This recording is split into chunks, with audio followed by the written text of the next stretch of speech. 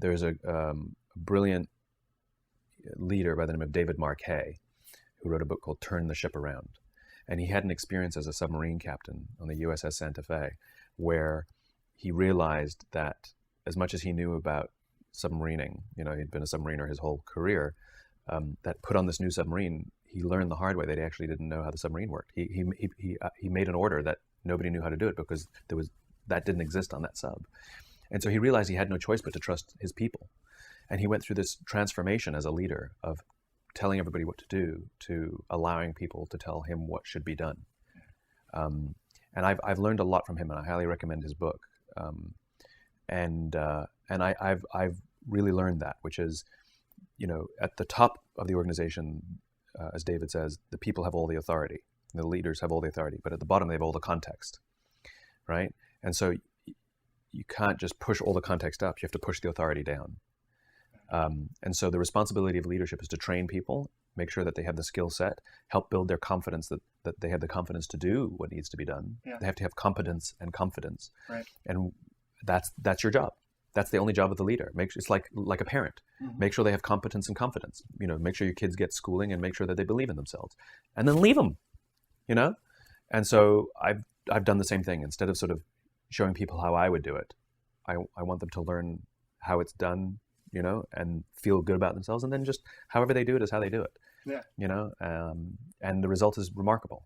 People feel better about coming to work. They feel like they have something to contribute. They feel more valuable, as opposed to just being told, this is how I would do it, or I'm going to do it this way, or do it my way. Completely changing my understanding of my job as more like a parent than a manager has had remarkable impact.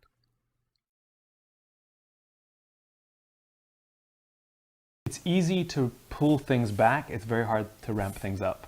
And I'd rather start with something that's too big and pull it back into reality than start with something that's so easy that you can't really get it up.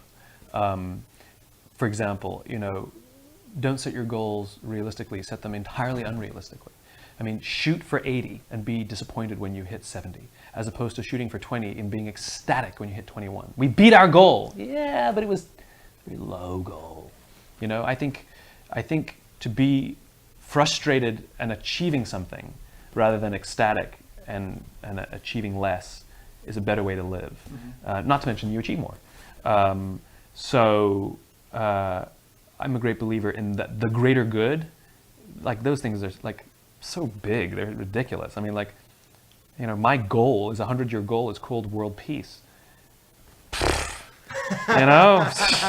So daunting, but that's the idea. If I fail, and I certainly won't achieve it in my lifetime, I like to think that what I'll contribute towards that ridiculous, idealistic, nonsense goal will be more than if I can just be happy by myself in my little house, Right. I mean, that's nice and all, but that's good. I like the idea of contributing to your neighbor as well.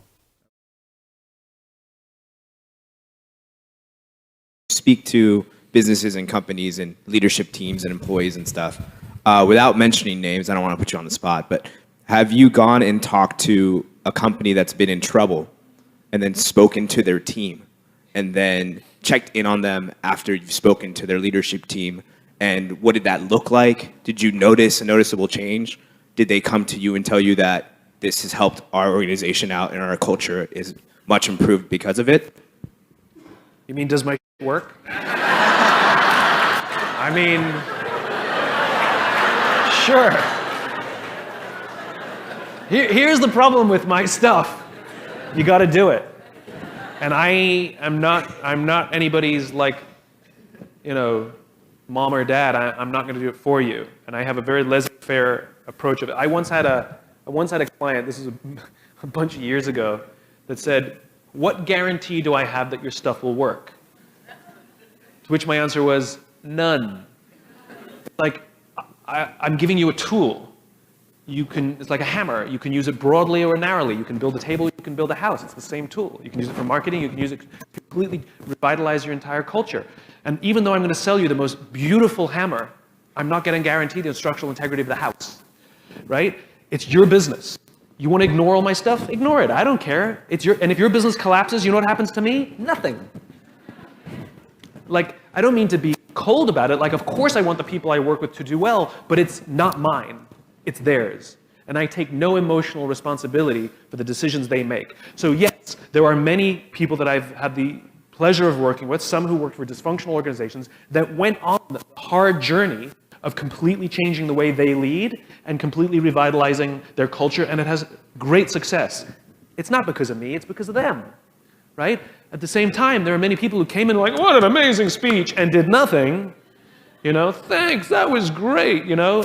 And I don't, of course it's gonna fail, you know? So I think that we have too much, especially in the consulting world or the design world, everybody's so paternalistic about it. And designers are famous for this, right? They get so personally offended when the client chooses the wrong thing. Oh, they're such idiots. Don't they know we're trying to help them? Or who cares?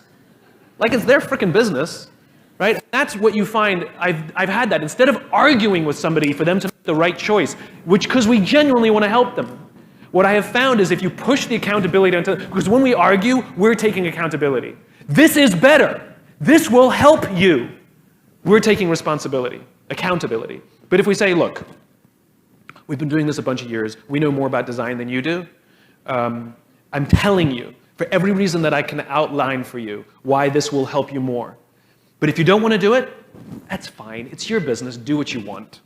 The minute you switch the accountability and put it all on them, amazingly, they're much more open to your opinion. Because now they're responsible. Biggest risk you've ever taken? I completely changed the course of my life and career when I discovered this thing called the why. I abandoned what I was doing and said I want to do that. And people thought I was crazy. They thought I went out of business. But I believed in it so much, I threw caution into the wind. I think why has been the key my whole life, the word why. It's a little kid question that we grow out of for some reason.